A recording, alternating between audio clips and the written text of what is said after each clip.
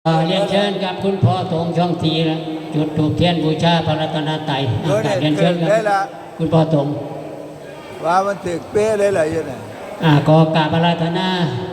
ท่านพระอาจารย์ตุบันตุมังกะโลขึ้นทูธรรมาสเพื่อแสดงอานิสงส์ทำให้ฆราวาสญาติโยมได้รับฟังต่อไปครับก็กราบอาราธนานิมนต์ครับ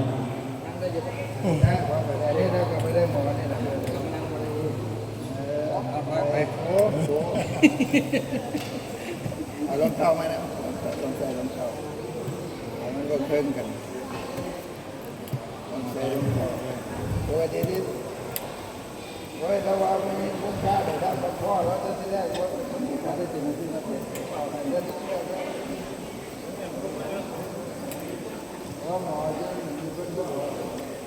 พอเอวงจะไปไก่แล้วที่ลมใส่เราได้เจ้าโมเมนต์เราที่ลมใส่ได้เจ้าที่ลมใส่เรา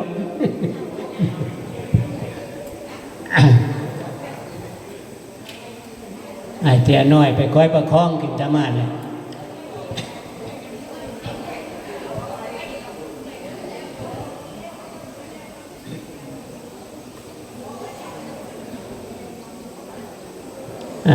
วันนั้นนี่ก็ประธานนอกกระจุดเทียนตูบูชาเต็ดก็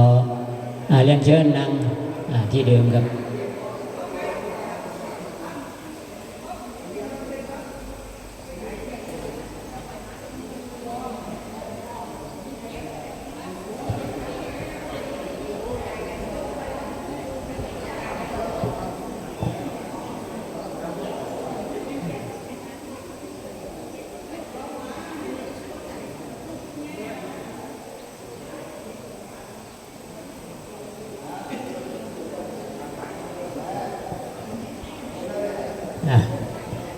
พยายวงมานั่งเก้าอี้พยาวงจ่อ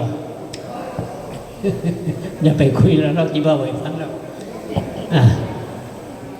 คณะนี้ก็ท่านพระอาจารย์เกิดทูธรรมาสเป็นที่เสร็จเรียบร้อยพี่น้องพร้อมแล้วกราบ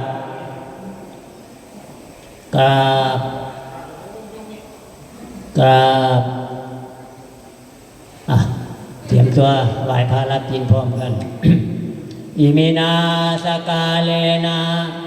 ตังพุทธังอภิปูชยามา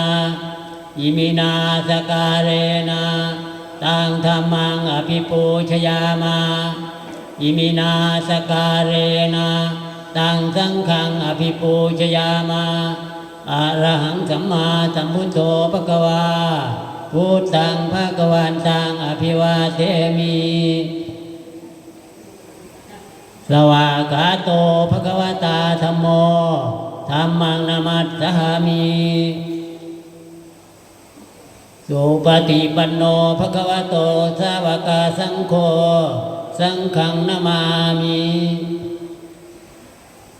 สาธุมยังพันเตวิทุงวิทุงรักขณาทายาติสรเนนะสหปัญจทีรานิยาจามาทุติยัมปีมะยังพันเตวิสุงรักขณาทายาติสรเนนะสหปัญจทีรานิยาจามาตาติยัมปีมะยังพันเตวิสุงรักขณาทายาติสรเนนะสหปัญจทีรานิยาจามานะโมตัสสะภะคะวะโตอะระหะโตสัมมาสัมพุทธัสสะนะโมตัสสะภะคะวะโตอะระหะโตสัมมาสัมพุทธัสสะนะโมตัสสะภะคะวะโตอะระหะโตสัมมาสัมพุทธัสสะนะโมตัสสะภะคะวะโตอะระหะโตสัมมาสัมพุทธัสสะนะโมตัสสะภะคะวะโตอะระหะโตสัมมาสัมพุทธัสสะนะโมตัสสะภะคะวะโตอะระหะโตสัมมาสัมพุทธัสสะพุ พุทธังสรณังคัจฉามิ พุทธังสรณังคัจฉามิ ธัมมังสรณังคัจฉามิ ธัมมังสรณังคัจฉามิ สังฆังสรณังคัจฉามิ สังฆังสรณังคัจฉามิ ทุติยัมปิพุทธังสรณังคัจฉามิ ทุติยัมปีพุทธังสรณังคัจฉามิ ทุติยัมปิธัมมังสรณังคัจฉามิ ทุติยัมปีธัมมังสรณังคัจฉามิ ทุติยัมปิสังฆังสรณังคัจฉามิ ทุติยัมปีสังฆังสรณังคัจฉามิ ตติยัมปิพุทธังสรณังคัจฉามิ ตติยัมปีพุทธังสรณังคัจฉามิ ตติยัมปิธัมมังสรณังคัจฉามิ ตติยัมปีธัมมังสรณังคัจฉามิ ตติยัมปิสังฆังสรณังคัจฉามิ ตติยัมปีสังฆังสรณังคัจฉามิ ติสรณะขมานังดีทิตัง อามะพันเต ปานาติปาตาเวรมณีสิกขาปะทังสมาธิยามิ ปานาติปาตาเวรมณีสิกขาประทังสมาธิยามิ อทินนาทานาเวรมณีสิกขาปะทังสมาธิยามิ อาทินนาทานาเวรมณีสิกขาประทังสมาธิยามิ กาเมสุมิจฉาจาราเวรมณีสิกขาปะทังสมาธิยามิ กาเมสุมิจฉาจาราเวรมณีสิกขาประทังสมาธิยามิ โมสาวาทาเวรมณีสิกขาปะทังสมาธิยามิ มุสาวาทาเวรมณีสิกขาประทังสมาธิยามิ สุราเมรยามัชฌะปมาทฐานาเวรมณีสิกขาปะทังสมาธิยามิ สุราเมรยมัจจปมาทฐานาเวรมณีสิกขาประทังสมาธิยามิ อิมานิปัญจสิกขาปทานิติเลนะสุขติยันติ สาธุ สีเลนะโภคสัมปทา สาธุ สีเลนะนิพุตติยันติตัสสมาสีลังวิโสทะเย สาธุสาธุพระมาจโรกาธิปติสหัมปติกรัตอัญจลิยันทิวลังยาจตาสันติทัสตาปราชากชาติกาเทเสตุธรรมังอนุกรรมปิมังปราชัง นะโมตัสสะภะคะวะโตอะระหะโตสัมมาสัมพุทธัสสะนะโมตัสสะภะคะวะโตอะระหะโตสัมมาสัมพุทธัสสะนะโมตัสสะภะคะวะโตอะระหะโตสัมมาสัมพุทธัสสะมรณะธัมโมมิมรณังอนัตติโตติในโอกาสบัดนี้อาตมาภาพก็จะได้แสดงพระสัทธรรมเทศนาหลักคำสอนของพระพุทธเจ้าพระบรมศาสดาของพวกเราเพื่อส่งเสริมศรัทธาความเลื่อมใสศีลสมาธิปัญญาพร้อมทั้งศีลพร้อมทั้งสมาธิพร้อมทั้งปัญญาเนื่องในงานชาปนกิจศพของคุณแม่บุญลายรักมณีซึ่งมีอายุก็89 ปี ส่วนรายนามเจ้าภาพก็มหาประโมท แล้วก็ลูกๆหลานๆพอดีมีส่วนร่วมทุกคนนั่นแหละเพราะว่าเพิ่นบ่ได้เขียนว่าเป็นไงแต่ว่าเป็นหยังถือว่าเราเป็นคนโสดแต่ว่าบ่โสดเนี่ยเพิ่นว่า โสดแต่บ่โสดสืบประวัติแบบนี้ผัวหลายคนอยู่เด้เนาะพระเยสงฆ์บ่มีลูกมีลูกน้องหลายคนอยู่นั่นเด้น้องแล้วก็ไม่ใช่อย่างเงี้ยแต่ละไม่ใช่นี่เด้ไม่ใช่บุ้งเด้ลูกน้อง ลูกน้องเราอะไรไม่ใช่นาคลูกน้องเราหลายเด้เราว่าพวกฉันเป็นลูกน้องเราตัวกันเด้ว่าลูกพี่ไปแล้วลูกน้องพากันพิการถือว่าเป็นเรื่องปกติธรรมดาคนเราเกิดมาแล้วก็ต้องมีกรรมลิขิตชะตาชีวิตของเจ้าของบางคนก็ชะตาชีวิตอายุเรื่องอายุยืนยาวอายุยืนแล้วก็ยาวถือว่าไม่ใช่จ้อยเนี่ยเป็นพวกมิบุญเนี่ยมันเป็นมิบุญเนี่ยเพราะว่าอายุเรายืดไม่ใช่พอเราย้ำเด็กอย่าเอามาให้ทั้งนี้เด้อเอาไปให้มาปาโมดเด้ออายุหลายๆเลยท่าน89 ปีเนี่ยท่านหลายโพดท่านถ้าเป็นย่ายผู้ใดก็ติดทอดละมันลูกถ้าเป็นแม่ผู้ใดถ้าเป็นยาผู้ใดจ่าผู้ใดก็มันนั่นตายมันนั่นโจนั่นไปแต่เท่าเนี่ยว่าดีเนาะแต่ว่าถ้าเมื่อวางกันสัมภาษณ์มายีหนูพิษแล้วอายุ89 ปีกันมายีลิงป่วยติดเตียงไว้จากปีเราย่ายลิงแต่ลิงนี่ก็บอกว่าอย่างดอกกับFCขึ้นรถกระบะขึ้นรถปิกอัพขึ้นรถตู้น้ำข่อยกันเก่าๆโพดเนี่ยแต่นี่ลงรถแล้วไปนอนเตียงไอ้ม้วนหนึ่งนะพญโกอันนั้นFCเงาไอ้ม้วนไปภาคใต้ก็ไปน้ำไปภาค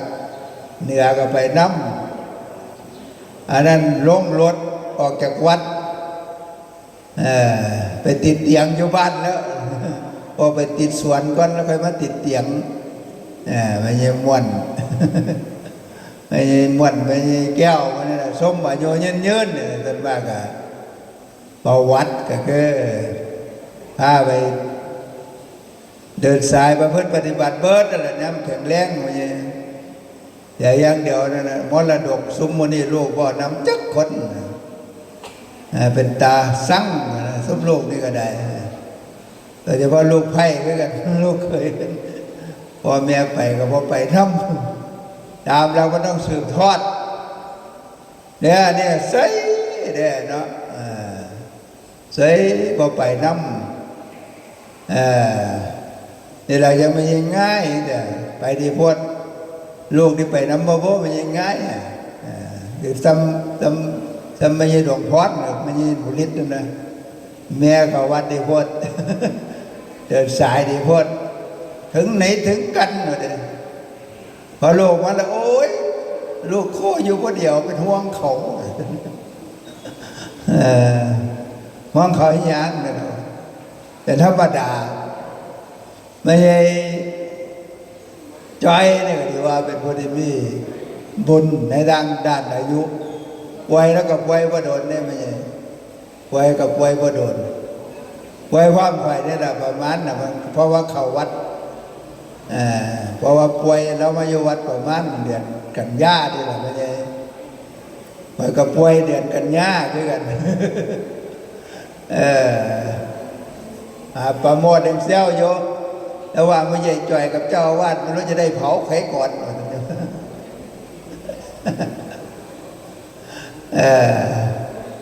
นั่นแหละสำคัญเรื่องพุทธเฒ่าไปเพื่อพุทธเฒ่าเรื่องพระเฒ่าถ้าเพิ่นตายยากเลยเจ้าอาวาสตายแทนเนี่ยนะเพราะว่าบางฝ่ายพอแต่หลวงพ่อโคมินพอโคมินเนี่ยติดบาตรติดตู้เย็นติดโทรทัศน์ลูกหลานมาคนของไปบดประเทศน่ะบัดพอตายประเทศน่ะ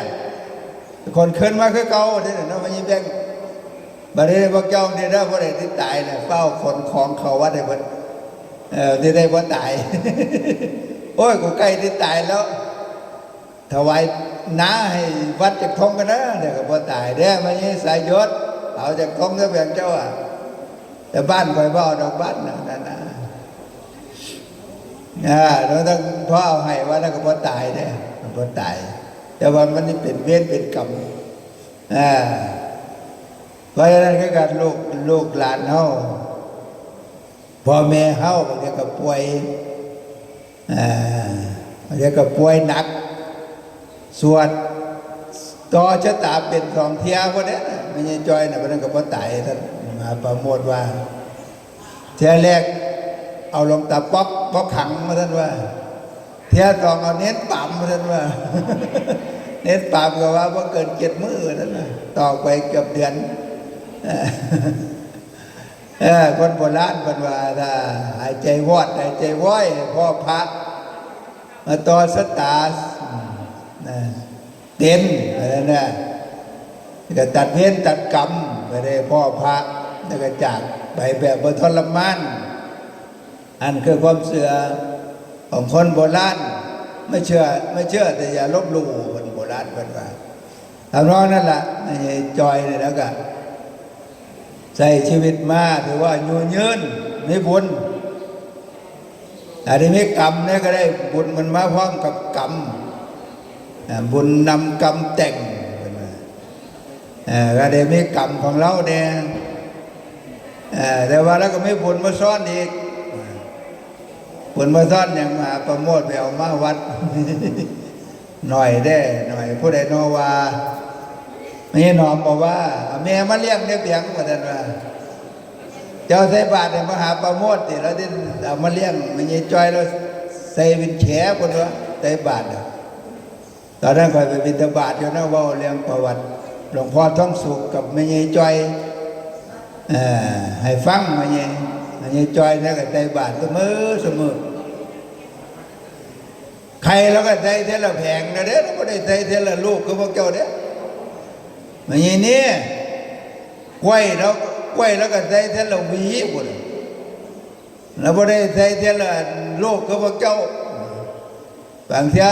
สร้างรถวินแชร์มาแล้วก็นั่งข้างหน้าเอาก็ย่างข้างหน้านะแล้วก็ตั้งท่ารถซาเล้งแล้วรถวินแชร์แล้วก็ยังรถวินแชร์แบบนี้แหละไม่ใช่แล้วก็นั่งหลวงพ่อท้องสุขก็ใส่รถวินแชร์ไปบิณฑบาตด้วยกันแบบนี้นะไปด้วยออกกำลังแต่หลวงตาท้องสุขเขานี่ละอันนี้ก็88ด้วยกันตอนแล้ว80คนแล้วไปได้ไปวันที่นี่คนพอใส่พอข่อยเรียบร้อยไปแล้วทั้งหลวงตาท้องสูงนี่กันย่านพอได้มาที่ไหนล้วนไปต่ำมันยังใจเกือบไงหลังผู้ใดผู้คว้าไว้ทัดย่านพอได้เขาย่านมันยังใจโอ้ยหลวงพ่อนี่ก็ได้หลักลบมาตั้งที่กับย่านได้เขามาใส่ให้นี่ก็ได้ต่ำกันเราระวังวินแชร์เราวินแชร์ต่ำกันปึ้งแต่ว่ามันยังจอยเราหลักดีแล้วพอเป็นอย่างมีคนขวาไปตัดมันยังเราก็ใส่บาตรเราทั้งหมดนั่นแหละเราก็ใส่จนเราใส่พอได้แต่ที่เป็นบางคนเห็นบุญเห็นบุญแต่ตามนี้ตามเกิดของเรานั่นแหละอันนี้คือบุญของเราที่เราสะสมไว้ยังมีกำลังวังชาแม้แต่ตอนเราปล่อยเนี่ยก็พอเฮ็ดได้อย่างเนี้ยอยากใช้ตะบาดอยากใช้ตะบาดเอาใช้ตะบาดคนมีจิตเดี๋ยวว่าย้ำติดไปกันน้ำบาดาคนผู้เฒ่าเนาะกันเบาขึ้นฮอดของเก่าแล้วก็เบาฮอดแต่ผู้เบาเก่าแล้วน่ะเพราะผู้เบาเก่ากันเพราะไหนเพราะไงอย่างไงเพราะไงพอมันยังมีไปยังน้องพี่น้องกันได้ละพวมันยังพอมันยังท่วงเนี่ยมันยังไปยังบวชนี้รูปหล่อพายงั่งไงนั่นแหละนั่นก็ได้ขอกับว่าให้ตาไปยังนั่นแต่ว่าพายงั่งไงเนี่ยพอทำไม่ห้ามไม่หมายแล่นน้ำไข่เว้ยจะเอาทบวชอยู่นี่แหละถ้าไปแล้วก็จะเล่นน้ำวิลีได้มาแต่ว่า เอาไปเอาหอดแต่พญบนนี่อย่าว่าหาหัวไหลพญนั่นนะว่าท่านเอาเป็นปุ๋ยแล้วว่าท่านบอกเรามาหาบอกแล้วนั่นโอ้มันนี่ใจบาดกับอะไรเนาะโอ้พามาแล้วโอ้พามาแล้วโอ้หลวงพ่อปั่นมาแล้วโอ้หลวงพ่อทำสุกมาแล้วคนน่ะว่ามาหาไปใส่บาตรบอกเราว่าจังอย่างบอกได้ก็ไม่เอามึนกว่าแต่เดียวเบาหอดแต่ผู้เบาหอดแต่ให้แต่หน้าไปนั่นแหละพ่อเท่าแต่หวังนะพวกเจ้าก็ได้มีผู้เบาเก่าผู้เบาเก่ากันที่นั่นหอดเบาหอดให้หอดหน้าหอดสวดมนต์สวดพรหอดใส่บาตรบางเดียบอกเราท่านบอกว่าจิตที่ก็เรียกว่าพระพุทธเจ้าสอนหรือว่าไม่ได้พระเจ้าห้วยจักหลวงพ่อคึกฤทธิ์พุทธวจนะหรือว่าหลวงพ่ออาจารย์พระครูหลวงพ่อต้นเห็นไหมแล้วไว้ไปนับถืออย่างเงินเนี่ยก็ขึ้นฮอดพระพุทธพระธรรมพระสงฆ์พระรัตนตรัยหรือที่ดีขึ้นไปนั้นก็ขึ้นฮอดบุญคุณพ่อแม่เท่านั้นแหละครูบาอาจารย์ไอ้ขึ้นฮอดตามอย่างเนี่ยขึ้นฮอดพระพุทธรูปบ่ได้ก็ว่าเป็นยังก็ขึ้นฮอดพระธรรมขึ้นฮอดพระธรรมก็ขึ้นฮอดสตินั่นแหละมีสติมีสมาธิมีปัญญาเท่านั้นนะนั่นก็ขึ้นฮอดพระสงฆ์ที่เฮากราบเฮาไหว้แต่พระสงฆ์สมอนี่เพราะเป็นตากราบพระตาไหว้ก็ขึ้นฮอดพระโมคคัลลาภาษาลิบุตรบุตรไหว้หลวงตามันนี่เพราะเป็นตาไหว้แท้เน้นมันเนี่ยพามันเนี่ยปองลอกแปลกเล็กโอโยอัญญะมิตรภาพไปกาดเนี่ยพระเจ้าบางยังแต่ละคนบางข่อยบางยังขึ้นธรรมะก็ขึ้นฮอดภาษาลิบุตรพระโมคคัลลาพระอนุลนี่ก็ได้พระองค์หล่อๆพระอนุรุทธะพระเดชพลมีฤทธิ์มีเดชสามอย่างนี่กันตอนนี้กันบ้านที่ขาดใจกับไปสวรรค์จ้อยไปสวรรค์จ้อยเลยเด้ไม่ได้ไปสวรรค์เลยเพราะว่าขึ้นฮอดพระรัตนตรัยห้ามทิมสามอย่างนี้ถ้าพระเจ้าว่าเดินตามอย่างนี้ถึงนั้นก็ขึ้นฮอดท่านเคยให้ท่านบ่เคยไปทำบุญวังใดแน่เคยเป็นเจ้าภาพลงท่านแน่เคยทำบุญขึ้นฮอดมันประกาศเห็นนั่นเห็นนี่ก็ขึ้นฮอดบาท2 บาทก็ขึ้นฮอดเป็นบุญปั๊ดไปไงสร้างโบสถ์โบสถ์หลังนี้ก็เคยเห็นจุดตัวแต่มาเชื่อในเจ้าอาวาสเราจะมาทวงเอาของเงินคืนเด้อแต่มันคือพิสัยเจ้าอาวาสเชื่อในเจ้าอาวาสในของเงินค่าเสาคืนว่าท่านว่า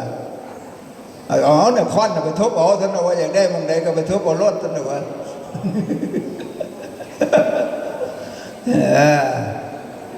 ให้ทานแล้วก็ทานเลยจะไปจะได้ทาน130ทาน1,000วันพญวงศ์ขึ้นฮอดกุฏิเจ้าของเด้อคือมาวัดทุเทียเดี๋ยวนี้พ่อกำวงแม่หนูเดี๋ยวจงกลสร้างกุฏิถวายไปเฝ้าเสมอไม่ใช่จงให้พี่สายเจ้าตายไปเพราะเป็นกับแก่กับหนูอยู่ดีเรื่อยตั้งแต่ตีหลวงพ่อไทยถ้าเราจะไปหวงเหมือนว่าขึ้นฮอดหมดนั้นท่านเขาท่านน้ำมุนน่ะคือดังซี่บอกว่าโอ้มันนี่แต่บาทกันนะแต่บาทแต่ใครอยากน้อยดีเนาะมันนี่แรงนี่โอ้มือเต้านี่แต่บาทกันนะแต่ท่านก็ว่าสนับสนุนลูกค้ากันนะลูกน้องกันนะน้องไม่ใช่โอดอะลูกน้องเตียนปิ้งไก่ขายขี่รถพันโอ้เมื่อนี่ใส่บาทก่อนนะพาเพิ่นก็จิตดีอยู่ดีเลยโอ้ลูกน้องอยู่วัดแล้วก็หลายโตนะลูกน้องเน็ตบาปนะท่านว่า เป็นเน็ตปั๊มซื้อปิ้งไก่เสมอเคยคิดเล็กน้อยบอกซื้อปิ้งไก่ซอนเน็ตปั๊มก็ได้ไปเลี้ยงหมาบ่นี่พวกคิดบ่เน็ตปั๊มบอกว่าแต่เน็ตปั๊มขึ้นฮอดแต่พระบ่ขึ้นฮอดลูกน้องพระเนี่ยไว้แล้วลูกน้องพระก็หมาน้อยหมาน้อยก็ขึ้นเลี้ยงไปไว้ไงให้พระแน่หมูหมาเป็ดไก่แน่กันนะแต่มามาวันพระเกิดอะไรบ่ทันแต่ว่าเจ้าสารพัดนึกพวกแกเคยเห็นบ่แต่เงินนั่นแหละเจ้าสารพัดนึกแต่ว่าถวายหลวงพ่อเราจะเที่ยวไปเห็นอันไหนแต่ก็เบิ่งองค์ที่ได้ให้เนี่ย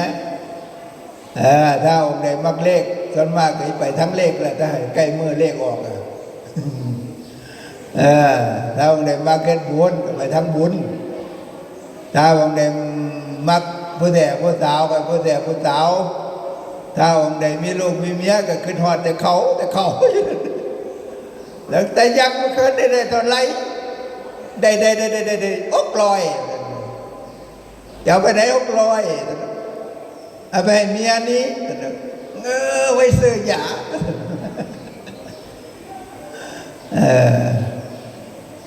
แต่บวชมาก็เห็นพาป่วยจนหมอบ่รับนะมันลูกสะใภ้พญาวงศ์ก็บ่รับแล้วเต็มเกณฑ์แล้วไปเสมอเนาะเพิ่นได้มียาให้เจ้าเดี๋ยวก็เจ็บกระเพาะแล้วก็ปวดเข่าแล้วก็ปวดฟันแล้วก็น้ำเกลือไม่มีแต่ว่าถ้าเป็นหมอเกกับหมอเกแล้วปิดร้านหนีกันแล้วเจอหลวงตาใหญ่ทำไมก็บ่รับวันนี้หมอไม่มาหลวงตาเอาว่าพวกนั้นไปบ้านดอนกูดอนแหน่พวกเรามาที่น่ะได้เงินที่ไปใส่พวกมืออื่นน่ะเมื่อนี้พอได้ไปใส่เพราะว่าค้างงานศพมาท่านว่าหลวงตาวันนี้ไปหาหมอเนี่ยค้างงานศพมาท่านว่าเผาผีก่อนลูกน้องไว้อันนี้ก็ทานได้เด้อไปโกทานยาทานเภสัชที่อยู่อาศัยเสื้อผ้ายารักษาโรคอาหารการกินเฮาก็ระลึกฮอดทานหมดนี่แหละระลึกไว้เพราะว่าตอนใกล้เฮาที่ตายเนี่ยมันเห็นอย่างไว้เด้มันมีแต่ระลึกจิตที่มันบ่ได้ฝึกเนี่ยมันที่วิ่งมันที่เลาะมันที่ไปมันที่มามันที่โยเซ่อว่าเป็นก็พญคำวงกับพญแบงเดี๋ยวนี้มาวัดเสมอตั้งแต่ลูกไล่ออกจากบริษัทนะท่านโอ้ได้บุญหลายแล้วประกอบคนเสียเอยังไปให้รางวัลเสียเอเนาะนะท่านบอกว่าแต่พอมาโยวัดได้ตั้งหลายอย่างเนี่ยเสียเอนั่นเพิ่นก็ได้นั่นก็ได้ส่วนยอมก็ที่ได้ก็ตีแล้วก็ได้นั่นเราไปเห็นก็ตีอันไม่ใช่อย่างไรไม่ใช่จอยจะก็บ้านห้างบ้านบ่ห้างแต่บ้านเขานั่นน่ะแล้วก็ว่าโอ้ท่านบอกว่ามหาประโมทเอากระดานพื้นท่านว่าโอ้ได้ตั้งห้องบักใหญ่เลยได้ห้องแล้วก็เอาสังกะสีท่านว่าแยกส่วนเด้ส่วนเหล็กเด้ท่านดอกจะเอาไปให้ท่านไหนไปขายบ่แล้วแต่เจ้าอาวาสจะไปทำอะไรท่านว่าอย่างญาติเอาไปขายยังเสร็จข่อยพอดีแล้วท่านบอกว่าสังกะสีเล็กเอาไปท่านว่าจะโค้งออกมาวัดนี่ท่านบอกเดี๋ยวที่จัดการเดี๋ยวได้พระเยซูส่งกับพระเยซูไปเลี้ยนพระเยซูต้องเฮ็ดเองดอกกันเดี๋ยวว่าไปเฮ็ดเป็นเดิมได้ศาลาหลังหนึ่งมาเด้อพระเยซูบุ้งเอ้ยลูกพี่เจ้าขนาดผมนี้ยังก็ได้ศาลาหลังบักใหญ่พวกแล้วพระเยซูวงกำลังไปเฮ็ดอยู่ได้3 ห้องพวกแล้วแกเขาซื้อสังกะสีมามุ้ง5,000 บาททั้งตัวเพราะว่าสังกะสีมหาประโมทแล้วเอาเลยไปซื้อมาใหม่ได้ศาลาอย่างงามหมดละ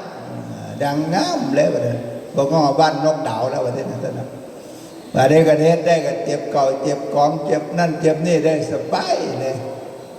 โตเข้าท่าแล้วท่านกระดิเขียนในว่าศาลาแม่บุญนายถวาย ว่าเฉียดว่างเลยนะหลังใหญ่ก็ของพญาวงศ์อีก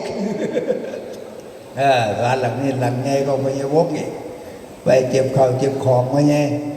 ติดต่อไงย่างน้ำพวกละปลูกสวนย้อมมาอีก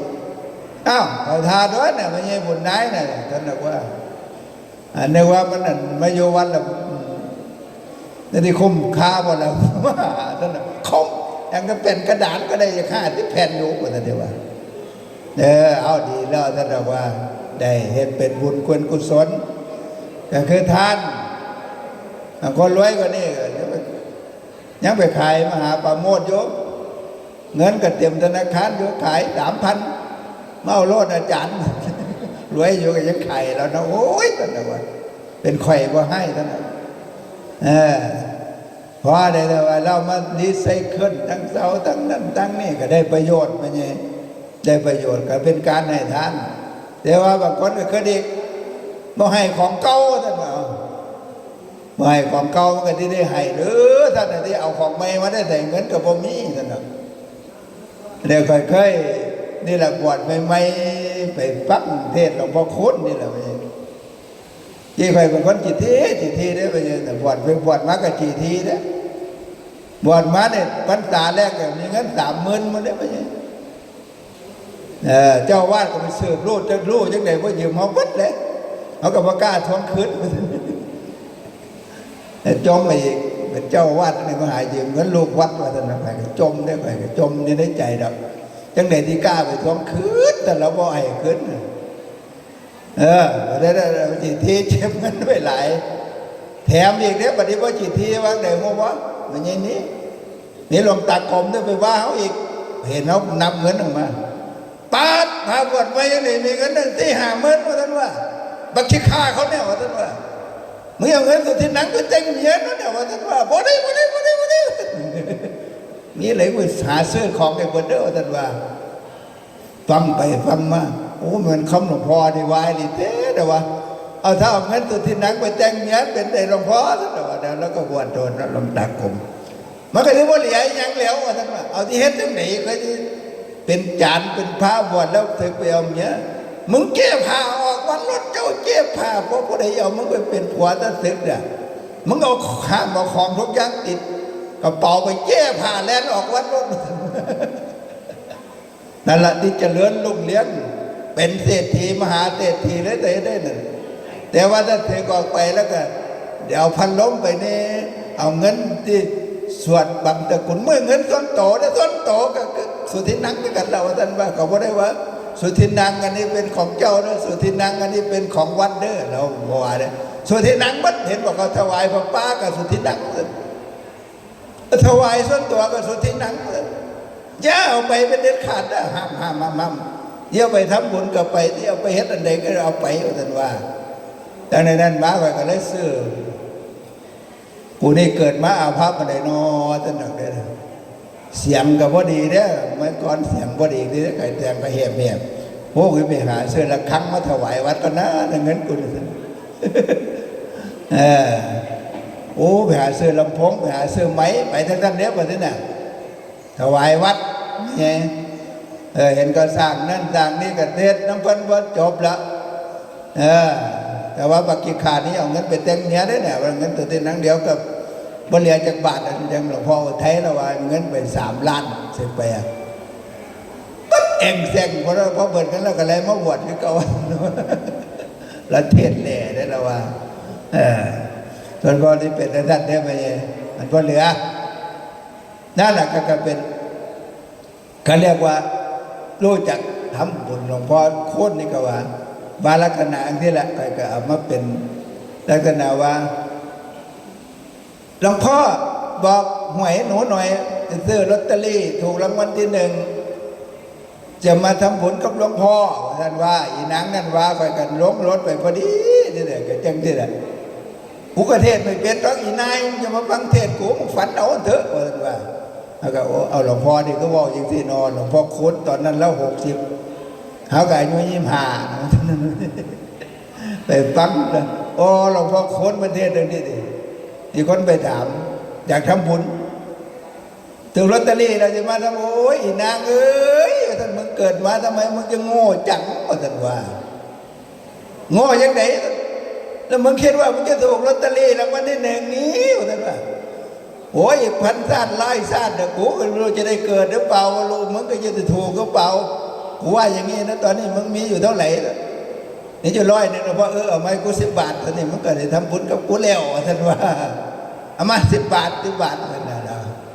เท่านี้ก็จะทำบุญแล้วมึงไปรอถูกลอตเตอรี่เนี่ยตาดหน้าตาดเด็กนะมาคืนเขาก็คือกันป้ากูร้อยกูรวยเราไปทำบุญหนึ่งคือจะมีหนังนี่แหละตัวโอ้ยพอได้ท่านบอกว่าเริ่มนั่นแหละเริ่มจากฝึกเดียวเท่านั้นนี่จะ100นึงก็ทำ10 บาท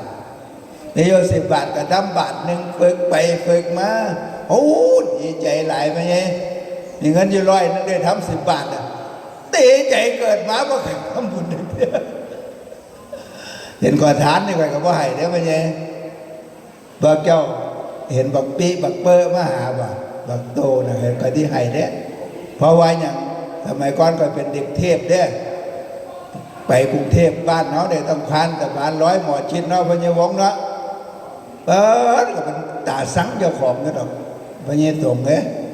ขอทานเงินเหมือนแต่กูก็มีเงินอยู่10 บาท20 บาทเมียอยู่สลึงนึงกับพ่อกล้าให้มันบางเจ้าไปให้มันไม่ลงไปฟังพุ่นแล้วเขินมาไม่ได้พญาโกแต่ที่ฐานสลึง1 บาทนึงนี่ให้นะพ่อกล้าอีกตายไปเอากูมันฉีดทีมาที่ตี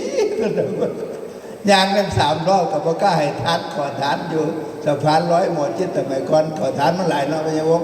เคยไปบ่โอ้ทางโมว่าที่ไปกรุงเทพขี่รถโต้ไปที่แต่ฐานหลายก็ได้แล้วบัดนี้ฮอดพอได้ไปขอทานกับพอมีอย่างกับพอมีก็เลยพอได้ทานก็เรียกว่าสมน้ำหน้าขอทานที่เขาฉีดทีกันเริ่มฝึกมาได้พ้นแล้วพญาทานนั่นทานนี่เห็นขอทานเห็นพญาเหลียวทาน10,000อ่ะป๊าดก่อนตายกูได้ทานพอ10,000น้ำกับว่าโอ้แต่เด็กขึ้นได้นะเห็นขอทาน1,000ก็กันเด้ขอทาน1,000ก็ขอทาน20 บาทแต่พญาโก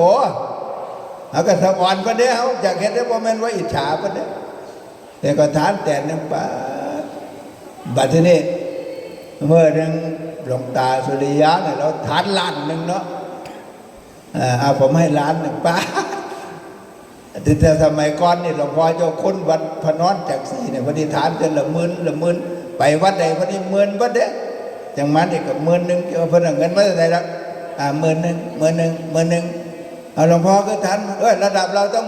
10,000มัน100นะการสุปัตกันบาทเกิดได้แต่นะว่าอยากทำได้ไหมอยากเห็นฝึกครั้งแรกเดี๋ยวมันจะมีครั้งที่2ว่าท่านกั้นใจทานเอาเด้อว่าท่านร้องเห็นเบิ่งมวยโกย30,000โอ้มันเป็นนี่เหลียวว่าที่น่ะมันมี10,000กับ12,000เที่ยที่2เที่ยที่3ก็มีบัดนี้ก็เลื่อนขันจะ50,000มันก็ได้นะว่ากั้นใจต้องปลดให้มันได้ครั้งแรกนะเดี๋ยวมันนี้52,000 ครั้งที่3ฐาน100,000กั้นใจฐานเป็น100,000กูหาเงินได้เนาะเงินแต่ฐานพอพ้นว่าถ้าฐาน100,000ได้เที่ยนึงแล้วเนี่ยเที่ยที่2100,000ก็ได้สบายเที่ยที่3ก็สบายล้านหนึ่งก็กันว่าท่านได้ยินหลวงพ่อนั่นแล้วแต่ยินเราฐานมา4-5 ล้านแล้วปนฝึกครั้งแรกแค่ได้มันได้ก่อนนะบางเจ้าเราไปบางได้10 บาทก่อนก็ได้ไหมฝึกไว้ฝึกไว้ถือไว้ทุกคนเราก็ได้บัดที่นี่มันไม่อยากฐานดอกไปไงมันถึงบังคับให้ฐานบัดที่นี่ไปไงโกเอ้ยเพราะล่ะเสียถูกปั่นมาแล้วไปเอาน้ำเล้าที่พ่อให้กับญาติเสียหน้าไงชี้หลังเสือมันต้องให้เนี่ยบัดที่นี่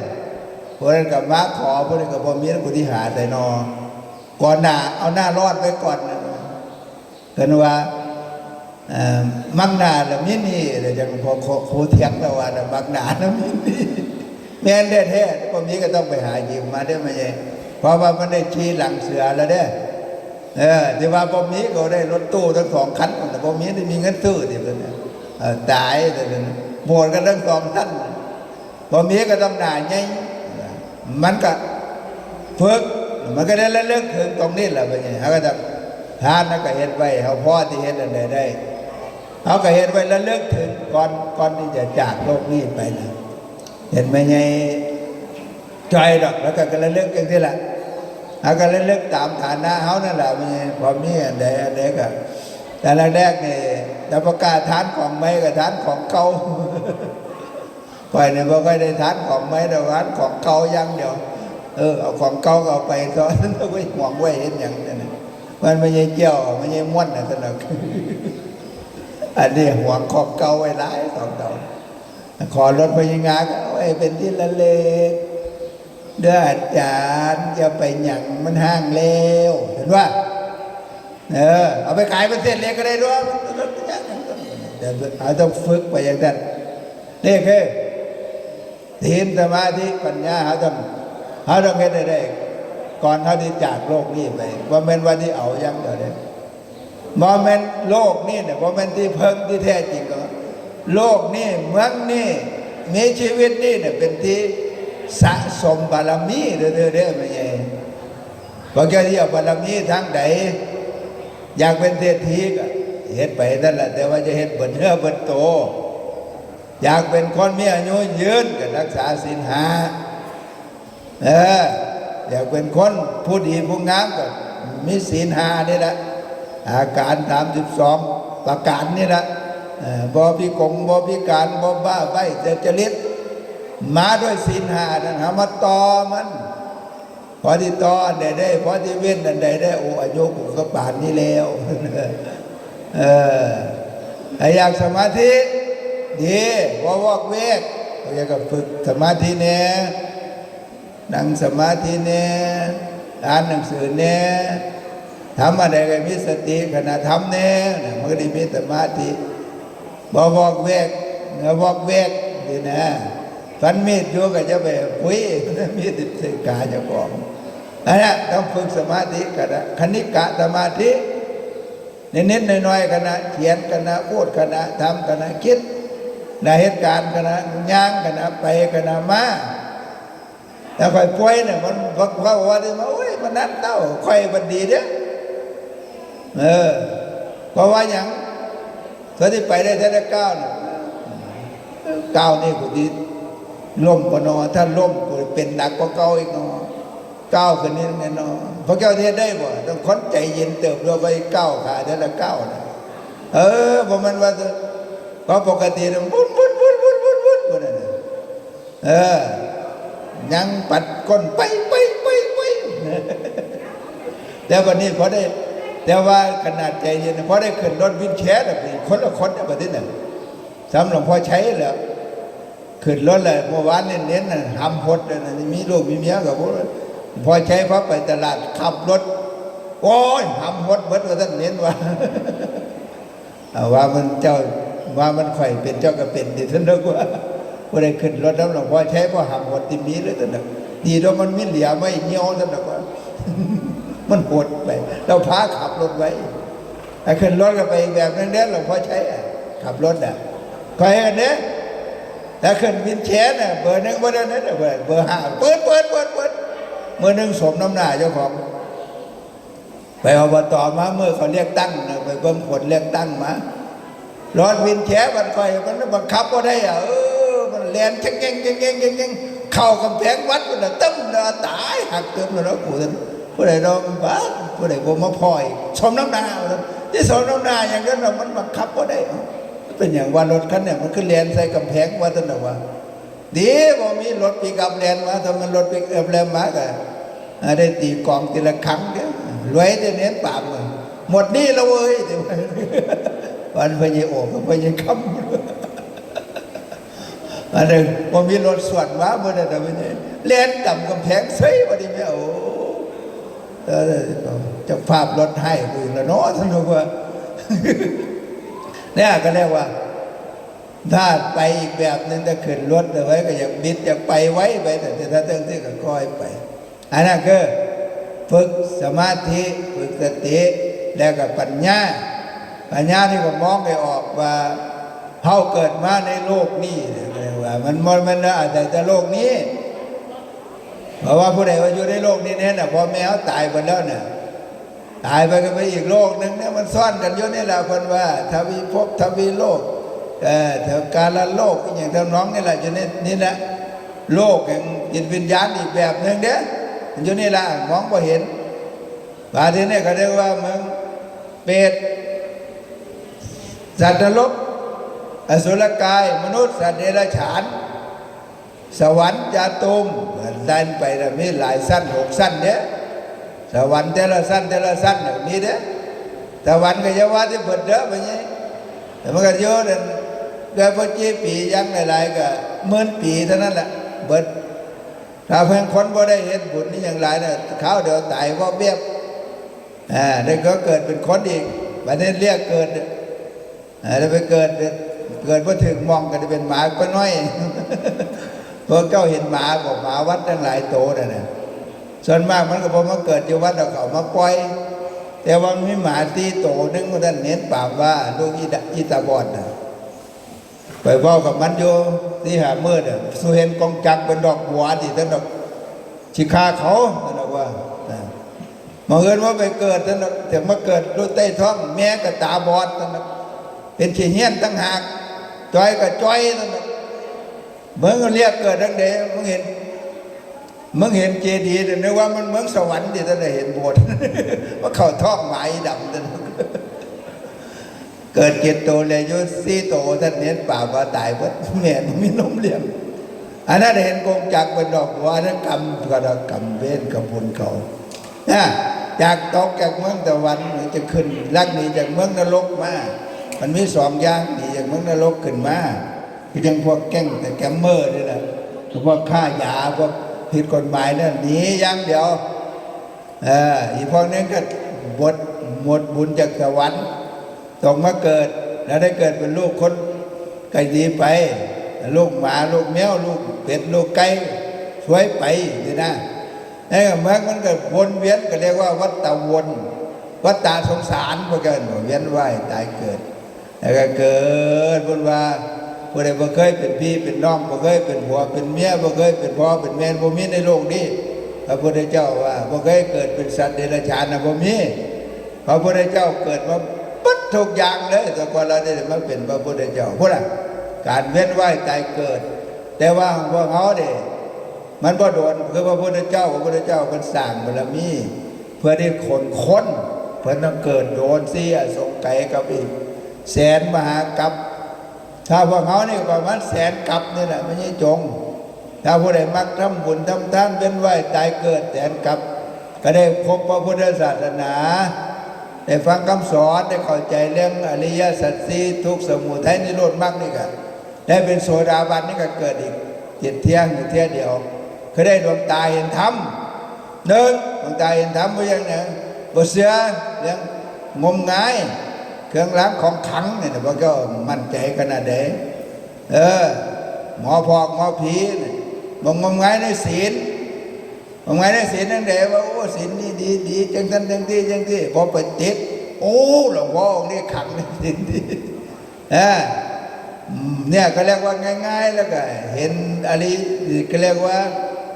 ความบนเทียงแท้แน่นอนของร่างกายนั่นแหละแต่กายทิฏฐิเห็นร่างกายนี่บ่แม่นตัวตนระดับต้นเนี่ยนะว่าเนี่ยร่างกายนี่ต้องเกิดแก่เจ็บตายมีเกิดก็ต้องมีแก่ก็ต้องมีเจ็บแล้วก็ต้องมีตายนะต้องเข้าใจพื้นไปเนี่ยว่าจะยังคนนี้ละก็ได้เป็นโสดาบันแล้วโดยเฉพาะศีล 5เรื่องให้ทานให้ศีลให้ทานโดยเฉพาะพวกให้ทานเนี่ยมีสิทธิ์พอให้ทานดีเนี่ยเพราะว่าสมบัติไม่ได้เป็นของนอกกาย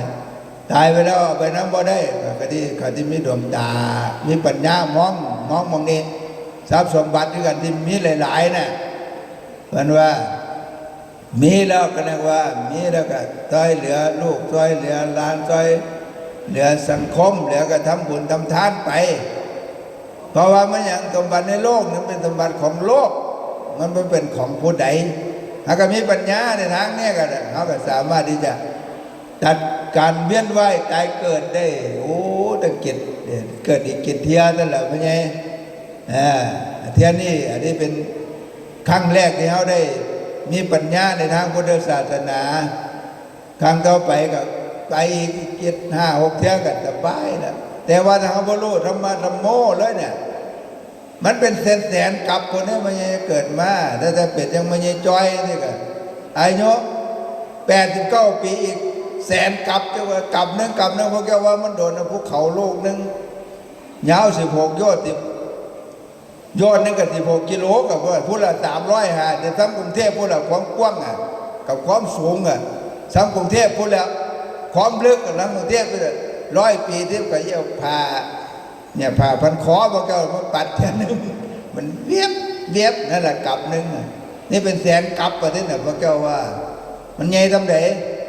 การเวียนว่ายตายเกิดหรือก้มมาเกิดจนเช็ดว่านั่นแหละจนเช็ดจนหลับกูไม่เอาอีกแล้วพวกเขาเห็นหลวงปู่ปั่นหลวงพ่ออรหันต์สมัยก่อนมันเช็ดยังไปเกิดอยู่ประเทศอินเดียให้เป็นตายันเกิดเป็นคนจันทานเกิดเป็นคนนอนกลางถนนหินกลางใต้เนี่ยพอแก้วไปประเทศอินเดียพอแก้วเบิ้งบักตู่นี่ก็ได้คือกันได้หลายโพดไหมเมื่อวานนี่มันก็ย่างได้ว่าสักหน่อยที่รถมาเอาบักตู่มันก็ย่างได้นั่นแบบท่องอยู่ในรถแต่ว่าเมื่อก่อนเนี่ยมันนอนจิ้มเคาะอยู่หน้าโบสถ์หน้าวัดมันเมื่อวานนี่มันย่างได้เซ่วันนี้โอ้มันเก่งก็กูรถน่ะท่านแบบย่างได้กูยังย่างโมได้เลยมึงแต่ย่างได้ซะแล้วก็เรียกว่าการเวียนว่ายตายเกิดมันต้องมีเวียนมีกรรมมีต้องรับไส้กันมาต้องไปไส้เวียนไส้กรรมกันพ่อกับแม่นี่ก็ต้องไส้ทำไส้ให้เบิดก็ได้มีพ่อมีแม่ก็ได้เลี้ยงลูกเลี้ยงพ่อเลี้ยงแม่ก็ถือว่าบุญอย่าไปจมได้เลี้ยงหลานก็จะถือว่าบุญอย่าไปจมเด้อไม่ใช่เพี้ยนอันนี้พอเตรียมเนี่ยก็สร้างหัวมันเลี้ยงมันไปจะตายจากกันมันนะเขาตายแล้วตายจากเขาตายจากมันก็เบิดเว้นเบิดกรรมกันไปแล้วชีวิตมันเป็นได้แหละในโลกเนี่ยในวัฏฏะต่างๆเนี่ยเพราะนะครับมีมองภาพรวมๆไม่เป็นชีวิตจิตใจชีวิตเราก็ได้บรรทุกจนเกินไปเมื่อเรื่องทุกข์ก็จะไปทุกข์มากเมื่อเรื่องไอ้กุ้มใจก็จะบ่มีเรื่องกุ้มใจหลายมีเรื่องอะไรก็ค่อยแก้ปัญหากันไปดีดอกบ้านเนาะบ่ค่อยไปขึ้นลงขึ้นดังถ้ามันระดับกรุงเทพนี่ฟ้องกันยังเดี๋ยวได้ไหมบ้านเนาะนี่เพราะฉะนั้นได้ฟ้องกันเพราะว่าทนายบ่หลายถ้ากรุงเทพในเมืองเราโอ้ยมีเรื่องน้ำตกเต้นที่เจ้าของก็ไปฟ้องมาเฮาก็ไปฟ้องคดีกันเรื่องตึงบ้านเนาะยังอยู่ระดับเพราะฉะนั้นได้ฮอดเมืองแท้ถ้าฮอดเมืองแท้เนี่ยฟ้องอย่างเดียวถ้าฟ้องเราไม่ปัญหาผู้ใดทนายได้ทำประโคล้วนเจ้าวัดนั่นน่ะเขาถวายแล้วซื้อที่70 ไร่ไม่ใช่ซื้อกับลูกกับหลานแล้วไว้ใจคนรุ่นก้อนนึงเดียวว่าเดี๋ยวเขาก็โอนเนี่ยประเดี๋ยวพอฮอดลูกหลานเนี่ยเขาพกโอนเยอะประเดี๋ยวเขาพอให้ประเดี๋ยวก็ได้ฟ้องกันตกลงกันว่าได้ทนายว่าค่าเฉพาะค่าทนายเนี่ย300,000เราท่านคนไหนเดือนถ้าได้โซกันดีกันมาตำก็ล้านเนี่ยค่าทนายที่โยยังที่เหลือแต่ทนายก็เลยว่าเหลือตนวัดมันเสียค่าทนายหลายไอ้นั่นก็300,000ไอ้นี่ก็300,000ไม่ได้คนละ20 ให้แบบนี้เอาขอแล้วหลวงพ่อมันตกลงกันแล้วคนละเครื่องด้วยทนายรวยไปไงเนี่ยถ้าฟ้องกันเป็นอะไรนะถ้าฟ้องกันคดีเป็นคดีความฉะนั้นเฮาว่าจำเป็นก็จะไปฟ้อง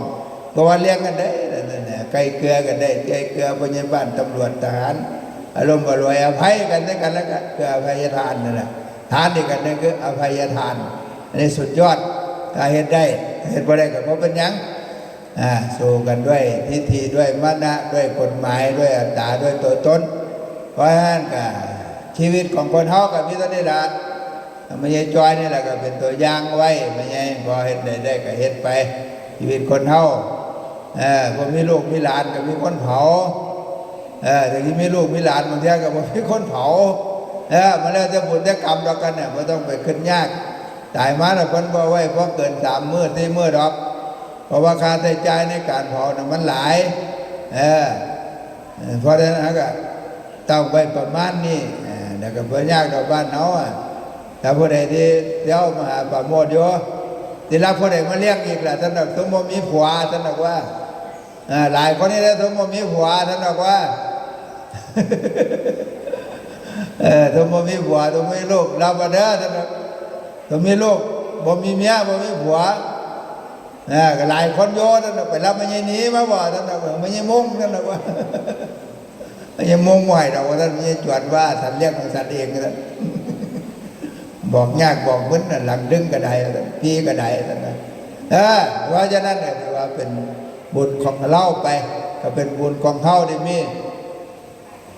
ส่วนร่วมในการทำจ้าปนาจิตของเราในมันก็ค่อยเรียนบุญกุศลที่เราได้เห็นไว้หรือว่าลูกหลานได้เห็นให้ก็เป็นเหตุเป็นปัจจัยแต่เรามีความทุกข์ก็เราพ้นจากทุกข์แต่เรามีความสุขก็ขอให้สุขยิ่งขึ้นไปเอวังก็มีด้วยประการราชนี้สาธุ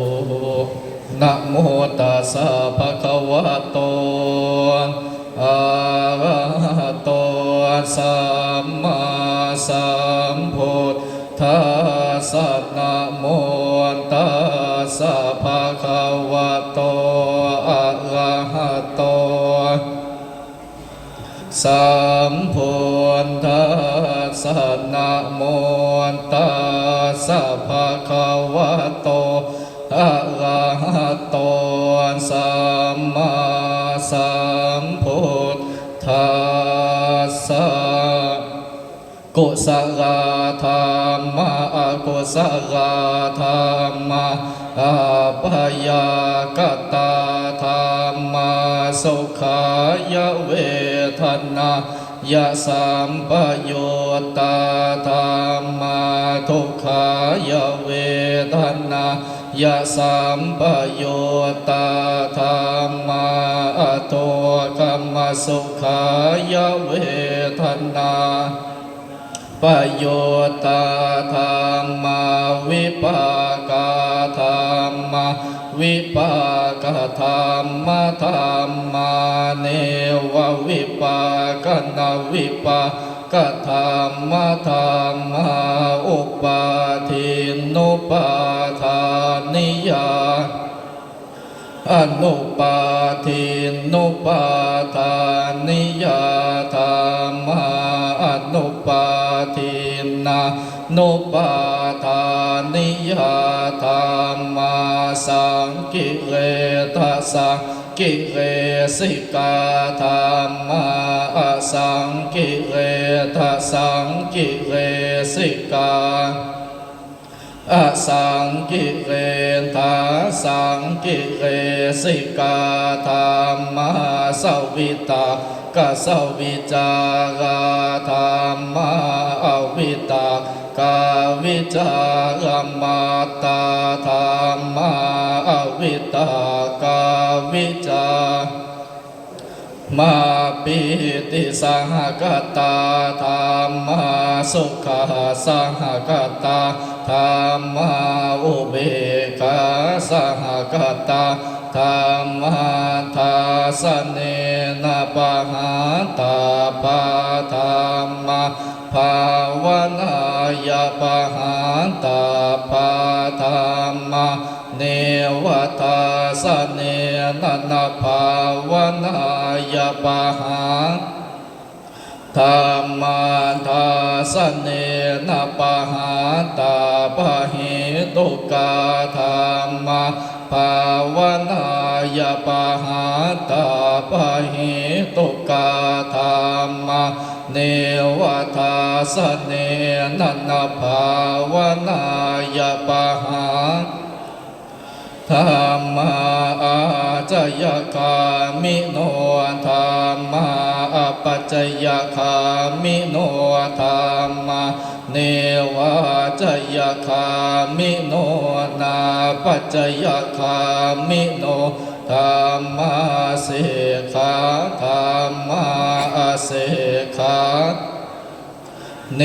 วเสขานาเสขาธรรมาปริตาธรรมามหากตาธรรมาอัปปมานาธรรมาป ลิตารามนาธรรมามหากตารามนาธรรมอัปปมานา มนาธรรมหินาธรรมมหาจิมาธรรมปณิตาธรรมมิชาตานิยตาธรรมสัมมาตานิยตาอะมาคารามนาธรรมมาคหิตุกาธรรมมาคาติปติโนธรรมาอุปันนาธรรมาอนุปันนาธรรมาอุปาทิโนธรรมาอติตาธรรมาอนาคตาธรรมปัจจุปันนาธรรมอติตารามนาธรรมอนาคตาธรรมปัจจุปันนารามนาธรรมอาชาตาธรรมปหิทาธรรมอาชาตาปหิทาธรรมอาชาตารามนาธรรมปหิทารามนาธรรมอาชาตาพหิทารามนาธรรมสันนิทาสนาสาปฏิฆาธรรมอนิทาสนาสาปฏิฆาธรรมนิทาสนาปฏิฆาธรรมเหตุปัจจโยอารมณปัจจโยอธิปติปัจจโยอนันตระปัจจโยสมนันตระปัจสหชาตปัจจโยอัญญมัญญปัจจโยนิสยปัจจโยอุปนิสยปัจจโยปุเรชาตปัจจโยปัจฉาชาตปัจจโยอาเสวนปัจจโยกรรมปัจจโยวิปากปัจจโยอาหารปัจจโยอินทรียปัจจโยฌานปัจจโยสัมปโยตปัจจโยวิปโยตปัจจโยอาติปัจจโยนาติปัจจโยวิคตปัจจโยอวิคตปัจจโยอนิจจวัตสังขาราอุปาทวยธรรมิโนอุปาจิตวานิโรชันติเตสังอุปสมโมสุโขอนิจจวัตสังขาราอุปาทวยธรรมิโนอุปาจิตวานิโรชันติเตสังอุปสมโมสุโขอนิจจวัตสังขาราอุปาทวยธรรมิโนอุปาจิตวานิโรชันติเตสังอุปสมโมสุโข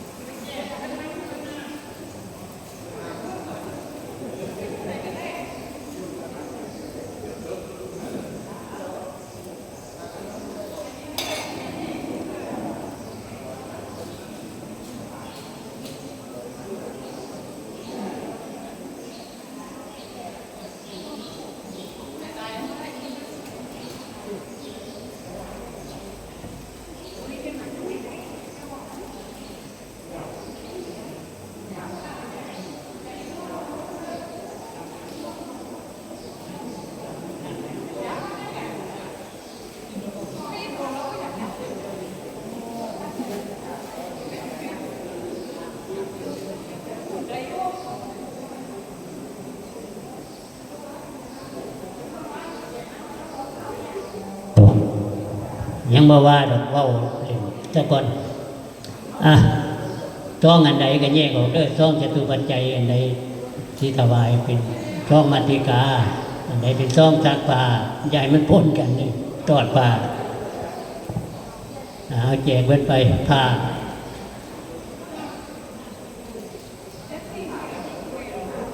จับผ้ารถผ้าก็ได้พัดล้มก็ได้จับรถได้หมดละพัดล้มก็ได้ตู้ปัจจัยมันจับไว้หมดละ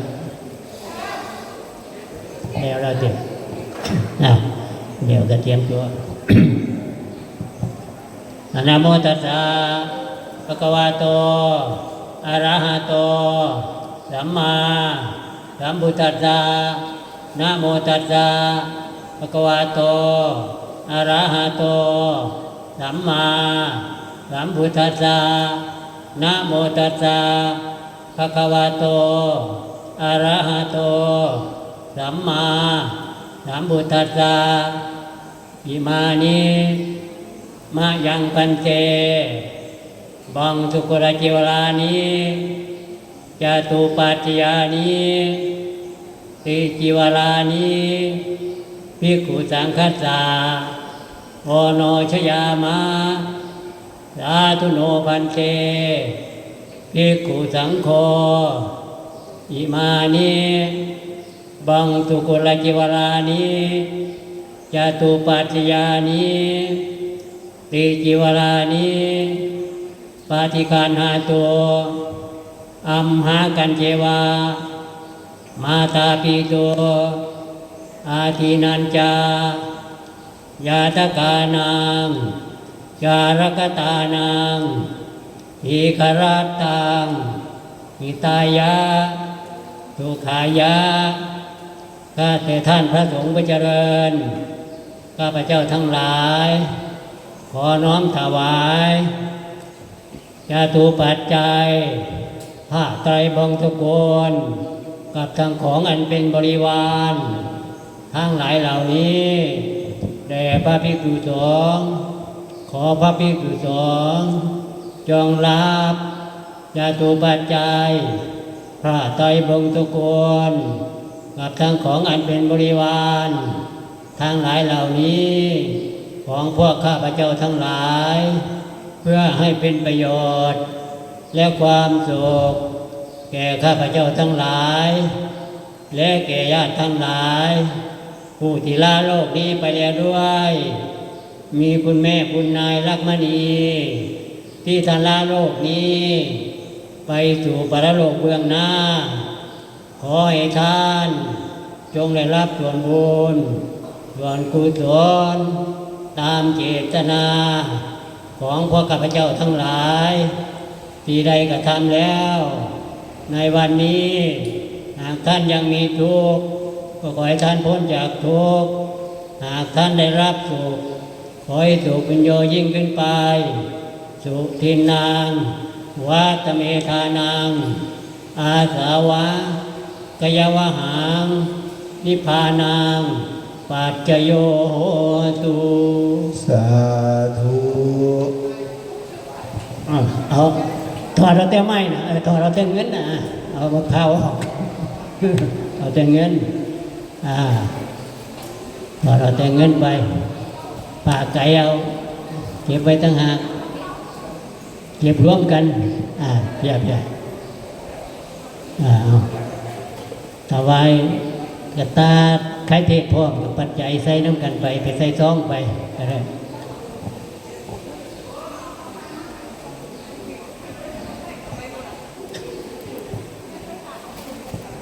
วางแต่พานเลยเตรียมน้ำไว้เด้อน้ำมันจะยาวไม่ได้รับพร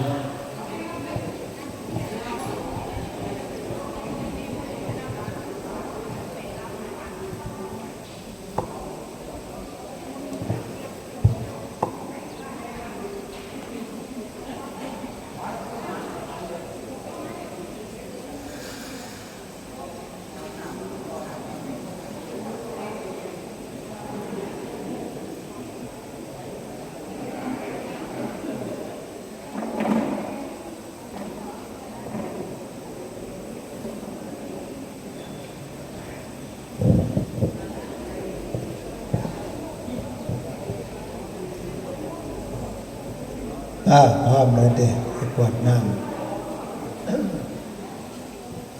มาหามากวดน้ำให้เรา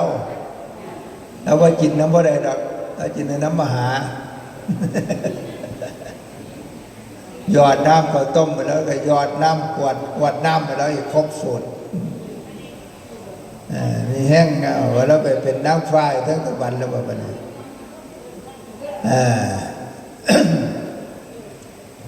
ยะถาวะเดวะหาปุราปาริปุเรนติตาครังเอวเมวัยโตทินังเปตานังอุปกัมปติอิจิตังปฏิตังตุมหังคิปะเมวะสะเมจันโตสะเพปุเรนโตตังกปาจันโทปนาราโสยถามณิโชติลาโสยถาอิโยวิวัชชันตุสัมโควินาสตุมาเตภวัตวันตรายโยสุทิกายุโกภวะอภิวาทนาเสียเลจังวุฒาปัจจายโนจัตตารโอตาเดีย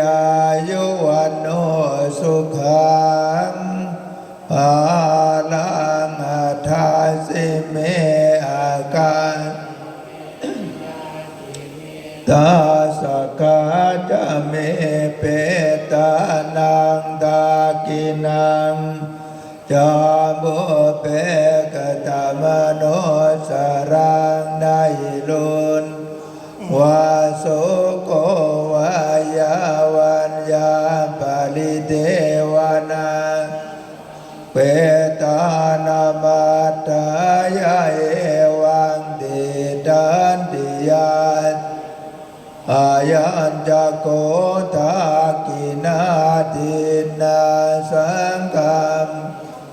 ติติตาติกาลาตังหิตายาตันโสอุปกาปฏิโสยาติธรรมโมจะยังโตเปตานาโพจาจักตาอุลาลังโคณมโนปะเดนังโตเมปุญญังอานาปการติภวัตตุสาพมังกาลังลังสัพพเทวตาสัพพพุทธานุเวนัสดาโสติภวันตุเตภวัตตุปะมังกาลังลักขันตุสัพพเทวตาปัฏมานุภาเวนัสสะโสติภวันตุเตภวัตตุตาอาดุสัพพเทวตาสัพพสังฆานุภาเวนัสสะดาโสติภวันตุเต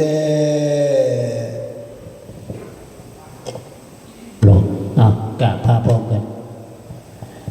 อะระหังสัมมาสัมพุทโธภควาพุทธังภควันตังอภิวาเทมิสวากขาโตภควตาธัมโมธัมมังนามัสสามิสุปฏิปันโนภควโตสาวกสังโฆสังฆังนามามิ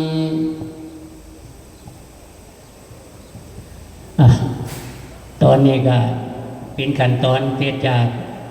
ทางถวายตตุปัจจัยส่วนมาติกาเอาของออกไปภาคไกลของจังด้วยก็ลงไปพลนาเมียนพลตู้ปัจจัยก็ยกไปพลละมีพี่น้องเพิ่นมาก็ได้เพิ่นเอาใจเอาพันล้มก็เอาไปพุ่น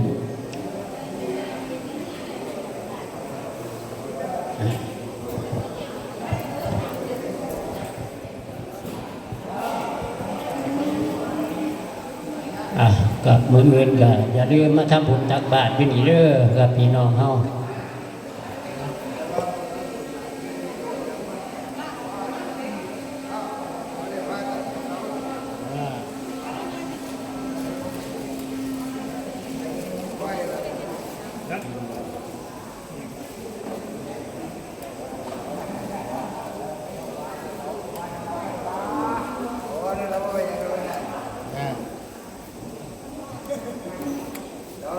เจ้าได้ร่วมอีกนะเอาไปเลยพร้อมเกลือหมดเลยเอาไปแจ้งเอาไปได้ใจมั้งก็ทุดไปนั่นละ นั่นเราว่าเดี๋ยวเราเล่นม้าหาอาจารย์เลยขนาด